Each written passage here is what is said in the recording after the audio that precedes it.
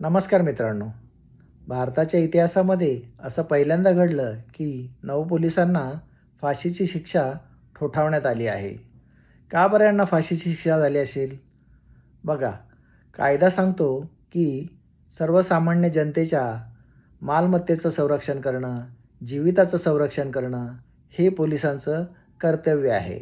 आणि हे कर्तव्य बजावत असताना काही पोलीस अगदी दादागिरी करून नागरिकांना त्रास देतात. काही लोकं तुमच्याशी नीट वागत नाही. पोलीस स्टेशनला गेलो तर बरेच पोलीस हे आपली ड्युटी नीट करताना दिसत नाहीत. आणि अशा वेळेला जर एखादा निरपराध व्यक्ती त्यांच्याकडे आला तर त्याला ते पोलीस स्टेशनमध्ये बंद करून जर जीवे मारत असतील तर मग त्यांना शिक्षा व्हायलाच पाहिजे.